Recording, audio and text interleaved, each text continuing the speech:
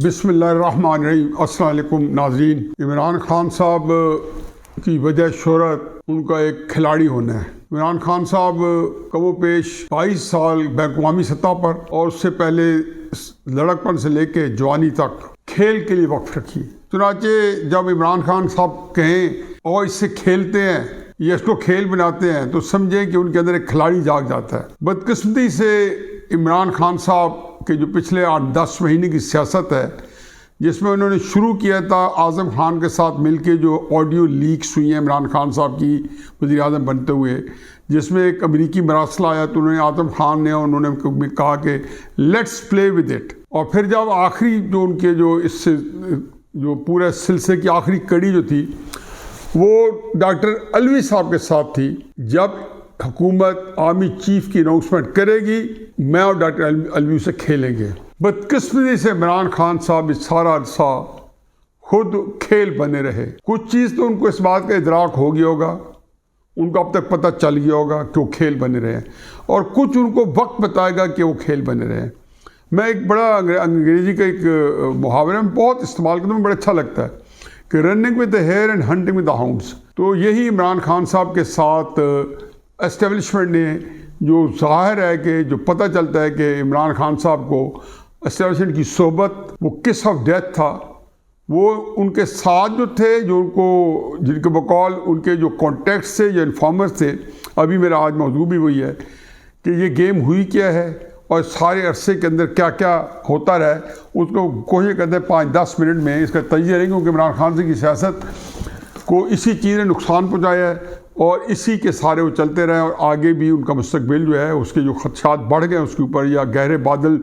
जो मुडला रहे हैं इमरान खान साहब की सियासत के ऊपर, उसकी वजह ये है। इसमें दो राय नहीं कि इमरान खान साहब और एस्टेब्लिशमेंट के लॉ फेयर जो है वो इखलास के ऊपर इसका आगाज़ हुआ होगा। और चूँकि जो ज़मीनी हक़ाइक़ थे वो ये बता रहे थे कि अगर जो एस्टेब्लिशमेंट ने जिस तरीके से पाकिस्तान की सियासी जमातें जो जहाँ जहाँ उनका असर सूख था, पंजाब के अंदर मुस्लिम नून का, सिंध में पीपल्स पार्टी का, MQM का, फजल रहमान का, तो उसको मार्जिनलाइज कर लेंगे और इमरान खान साहब को ज़ोर ज़बरदस्ती धोस धांधली से बिठाएंगे तो ये खुद ब खुद तहलील हो जाएंगे। बाद में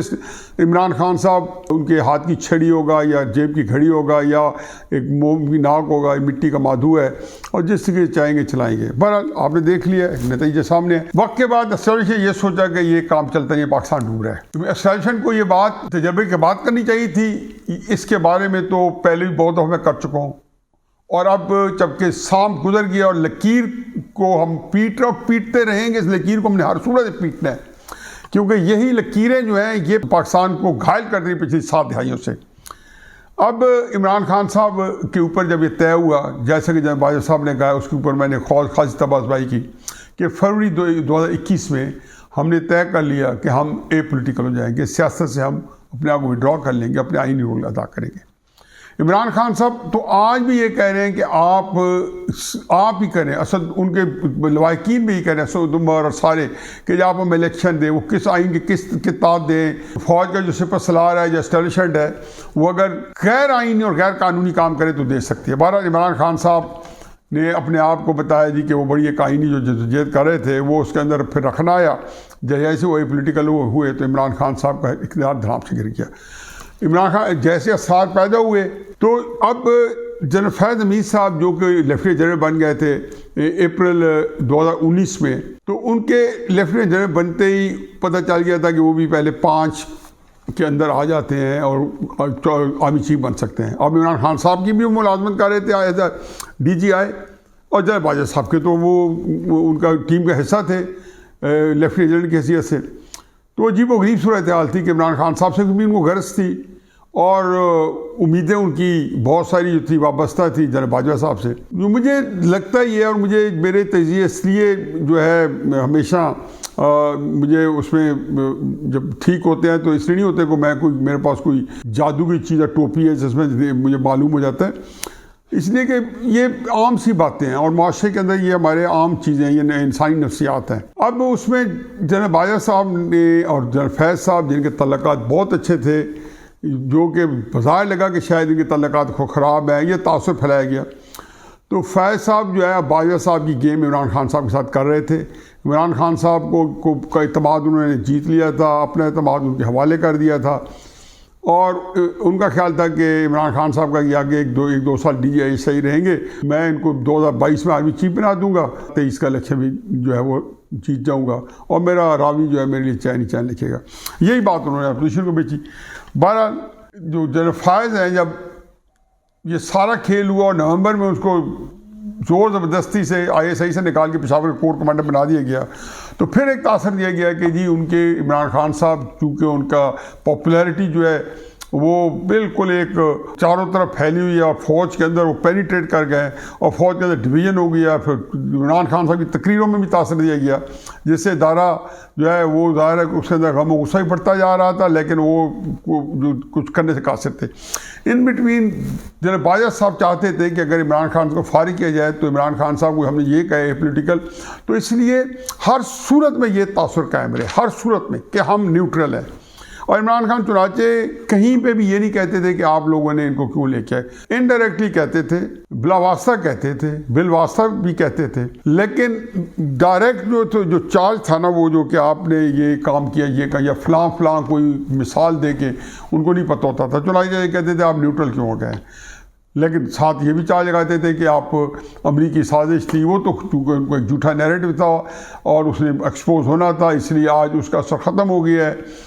और ये हकीकी आज़ादी के नाम पे फिर उन्होंने कहाँ पे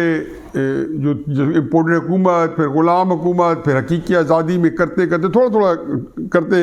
एक उन्होंने सोचा कि नया रुख दे के और लोगों को हकीकी आज़ादी का ख्वाब दिखलाता रहूँगा, जो परसों भी 26 नवंबर को उन्होंने दिखाने की कोशिश की,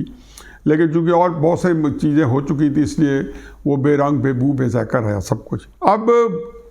इस सारे अरसे में बाजवा साहब ने फिर एक और वारदात की। उन्होंने ये किया कि जो इत्तेहादी जो 25 के करीब थे बंदे, उनमें से 8-10 तो या 11-12 दे दिए PDM और पीपल्स पार्टी को और 12-13 दे दिए इमरान खान साहब को। शेख रशीद और कुछ GDA के बंदे और कुछ एक आध बलूचिस्तान का और 5 या 7 बंदे परवेज़ इलाही के, कोई इस तरह के कार्य करा के 12-13 उधर दे दिए। 7 परवेज़ इलाही साहब जिन्होंने दुआ खैर कह के मिठाइयाँ दे के जरदारी साहब के घर 12 रात को 1:30 बजे चौधरी शुजा साहब ने जो खुद बताया कि मैं और परवेज़ ने कहा जी कि किसी जगह दुकान पारा में गए, वहाँ से दुकान खुलवाई गई, वहाँ से ड्राई फ्रूट या मिठाई उठवाई और जरदारी साहब के घर जबकि वो सोए पड़े थे उनके घर उनके गार्ड्स को देख के आए कि परवेज़ इलाही साहब ही देखे गए। अब ये वो बड़ा अहम वाक़या जो आपको बता रहा हूँ, इसको मैं कहता हूँ रकम हो जाए। उसी रात इधर जब वहाँ दुआ खैर हो रही थी तो एक आदमी पहुँचता है जो साबिर मिट्टी साहब जो लाहौर की बहुत बड़ी कारोबारी शख्सियत हैं, जो जहाँ बाजवा साहब के समधी हैं, उनको एक तीसरी जगह पे जहाँ पे कुछ साफ पैगाम लेके आते हैं और ये दिया जाता है कि आप सुबह 4-5 बजे यहाँ से जाएँ और इस्लामाबाद परवेज़ इलाही साहब को मिले और उनको बाजवा साहब का पैगाम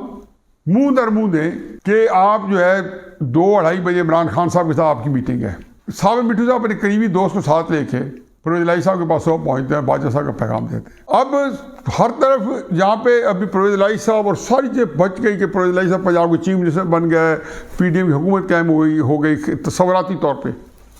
कि 2:30 बजे अचानक मिलते पहले पे इतला आई है कि परवेज़ इलाही साहब इमरान खान साहब के पहुँचे हुए हैं। ये भी खासे चंभे की बात थी, लोग हैरान परेशान थे कि ये कैसे हो गया। ये बड़ी अहम कहानी है, अलफ लैलवी कहानी है। जब परवेज़ इलाही साहब की मीटिंग हुई तो उन्होंने कहा जी हम तो इमरान खान साहब के साथ की हिमायत का ऐलान किया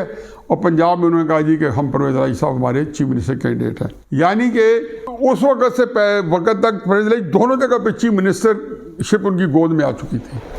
जिसमें उन्होंने भारत धोखा दिया और उसके बाद पता नहीं किस मुंह से, वो तो बल्कि शुजा साहब कहते हैं कि मेरे आगे मुंह वो कमरे से निकलते नहीं थे 1-2 दिन के लिए इस्लामाबाद में। सारे शुजात साहब उनके बेटे, परवेज़ इलाही साहब उनके बेटे सारे इस्लामाबाद थे और फैमिली के अंदर तू तकरार भी हुई, टेंशन भी हुई, आपस में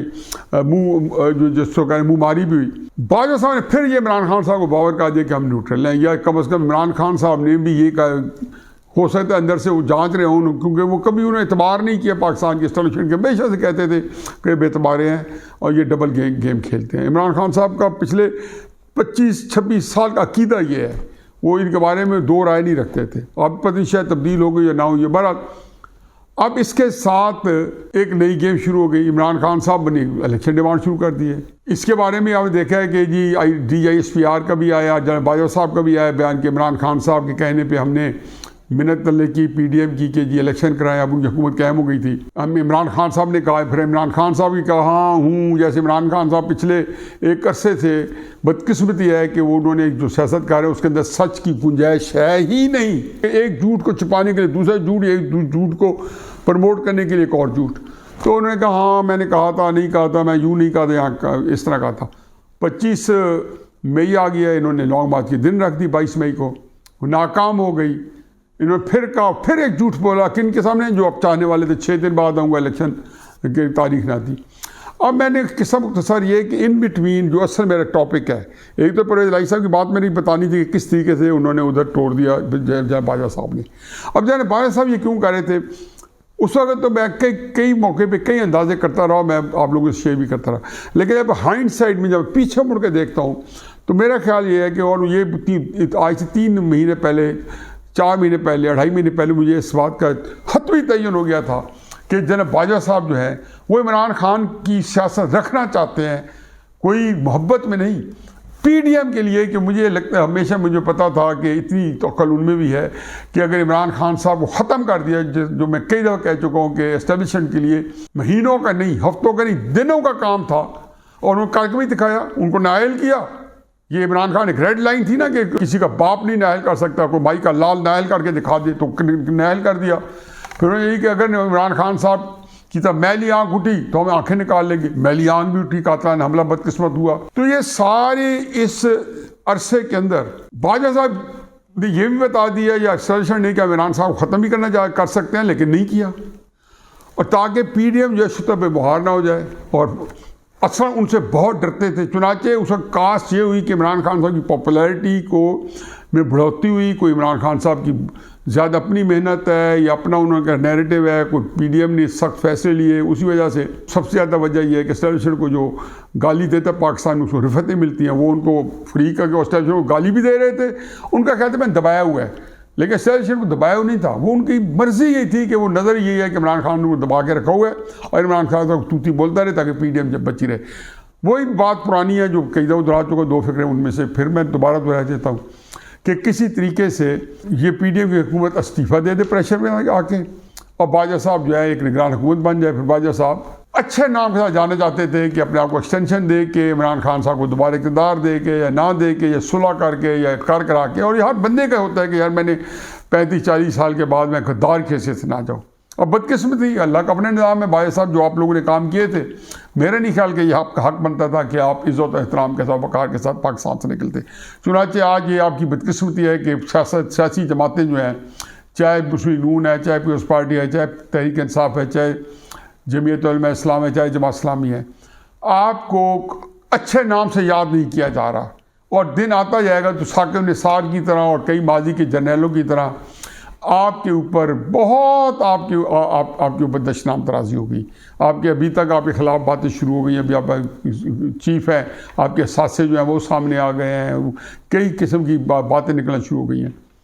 अब ये इस सूरत हाल में जनरल फैज़ हमीद और उसके साथ 2-4 और बंदे जो उनके जूनियर लेवल पे, सारों का काम था कि इमरान खान साहब को ये तासुर दिया कि हम एस्टेब्लिशमेंट बाला आपसे राब्ते में हैं, जो कि बिल्कुल झूठ है, मुमकिन ही नहीं है। मैंने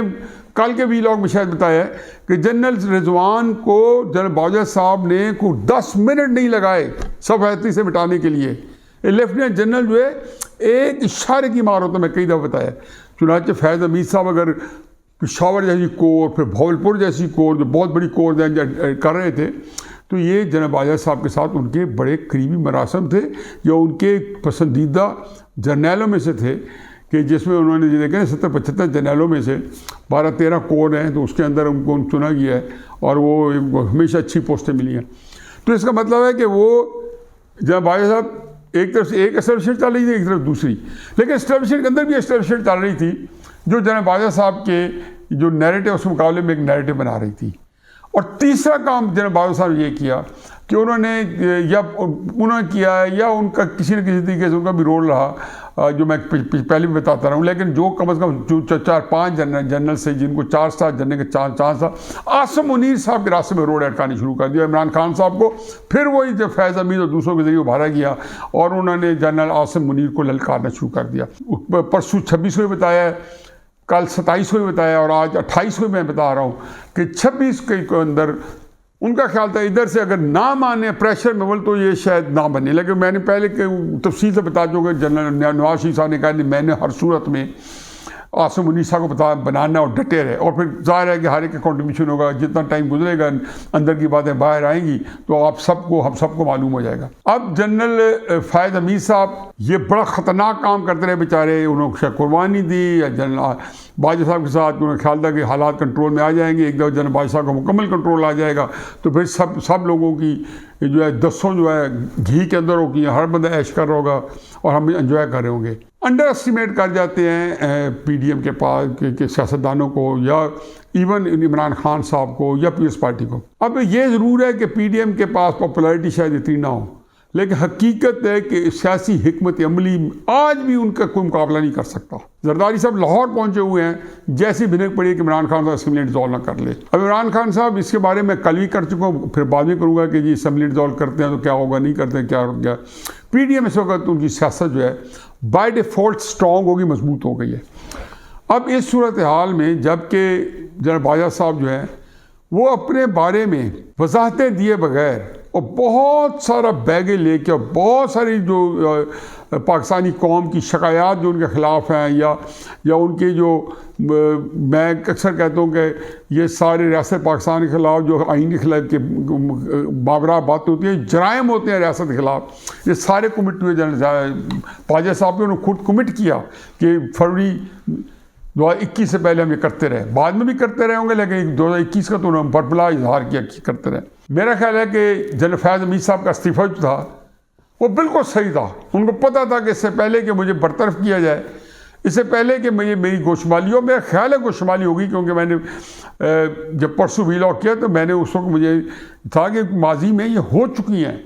मैं आज भी ये समझता हूँ। लेकिन ये वो चीज़ है कि जनरल बाजवा साहब आज फौज से आखिरी दिन है उनका और वो कल कमान हवाले कर देंगे जनरल आसिम मुनीर साहब के। और ये पूरा पाकिस्तानी फौज जिसके ऊपर इतना बड़ा बैगेज है और इमरान खान साहब जैसा कंबल जो है बाजवा साहब की पॉलिसी की वजह से आसिम मुनीर साहब को जहेज में मिला है, जो उनको चिमटा हुआ है और जो उनके लिए जानलेवा साबित हो एस्टेब्लिशमेंट के लिए, इस सारी चीज़ों को सॉर्ट आउट करना आसिम मुनीर साहब का है। मेरा अपना ख्याल है कि आसिम मुनीर साहब ने अगर अपने दायरे के जो वारदातें हैं या उनके जो गैर कानूनी हरकतें हैं या 2018 के अंदर जो उन्होंने एक नाकाबिल तलाफी नुकसान पहुँचाएगा, उसी की आपने अंदरून खाना इन्वेस्टिगेशन कर ली, जो मैंने कल या परसों भी कहा था, और उसका तदारक अजाला कर लिया तो बहुत सारी चीज़ें हमारी छाट उठ जाएगी। इमरान खान साहब की कोई बड़े इम्तिहानों से गुजरना है। पहली बात तो यह है कि उनको ये फैसला करना है कि उन्होंने असम्बलियों में से इस्तीफे कब देने हैं और इसके ऊपर पार्टी के अंदर बड़ा खिंचाव होगा। अगर मुझसे कोई जानदार राय पूछे तो मैं तो हकीकत ये कहूँगा कि उन्हें पहले से भी नहीं देने चाहिए थे। उनकी सियासत को अगर 26 नवंबर के लॉन्ग मार्च की नाकामी ने नहीं डुबोया, अगर 25 मई के लॉन्ग मार्च की नाकामी ने नहीं डुबोया, अगर 2014 के धरनों की नाकामी ने नहीं डुबोया, तो ये इस्तीफे भी वापस ले लें तो इसे भी डुबोना नहीं है, वो बड़ी पक्की है, वगैरह उस पहले ही फारिग हो चुके थे। और अगर उन्होंने मज़ीद इस्तीफे दिए तो अपोजिशन इसको चूम के लेगी और फिर आप देख लें कि जो पाकिस्तान तश्कील देगा। मैं कई दफ़ा मिसालें दे चुका हूँ कि जब आप इलेक्शन से बाइकआउट करते हैं तो हसीना वाजिद की मिसाल भी हमारे सामने है और 85 की पीपल्स पार्टी की मिसाल भी सामने है कि जो फिर कभी जहाँ पर ना हो सकी थी और वो मकबूलिया भुट्टो साहब वाली वापस नहीं आई थी कि 85 का इलेक्शन उन्होंने बाइकआउट किया था। और बाजवा साहब जनरल फैज़ हमीद साहब जिन्होंने तो सिर्फ अहकामात की पैरवी की, उनको तो शायद ज़्यादा ना हो, लेकिन जिन्होंने उन अहकामात में फिर आके फिर मज़ीद अपना हिस्सा डाल तजावज़ किया, तो वो भी जनरल फैज़ हमीद और जनरल बाजवा साहब उनके साथ मेरा ख्याल में हाजिर रहेंगे, क्योंकि ये तारीख पहली दफ़ा नहीं है। मुशर्रफ साहब ने हमें बताया कि जनरल क्यानी ने उनका मक्कू ठप्पा था और जनरल ज़ियाउल हक़ साहब के साथ वारदात जो थी उनके करीब 3 साथियों ने की थी, इजाज़ुल हक़ साहब बताते हैं। तो अगर बाजा साहब आपके बाद आने वाला बंदा जो है ओन ही ना करे और डिसोन कर दे, हकूक़ मलकियत आपसे अपने अलहदा रखे, तो भी फिर जो तारीख़ है उसकी अपनी सितम ज़रीफ़ी हैं। आप लोगों को जो बुरा मकाम मिलना है, अल्लाह ताला हामी और नासिर हो आप लोगों का। और पाकिस्तान जो है जो नुकसान आप लोगों की वजह से उठाया, इसका अजाला मेरा नहीं ख्याल मुस्तक़बिल करीब में मुमकिन होगा। ना इस हुकूमत से ये सारी चीज़ें हल होंगी और ना कुछ और। पता नहीं कितनी कितनी मुसीबतें मुश्किलात हमारे दहलीज पे खड़ी हैं, और सिर्फ आप लोगों की सारी वारदातें जो पिछले 2014 से लेकर आज तक हुई हैं, और इस्टेब्लिशमेंट जो है गोडे गोडे बंदोबस्ती उसकी वजह से हुई है। और किस पे ये मुसीबतें आई हैं? मादर वतन पे आई हैं। किस वजह से आई हैं? आप लोगों की वजह से आई हैं। अल्लाह ताला जो है पाकिस्तान का हामी नासिर हो। वमा अलैना इल्लल बलाग।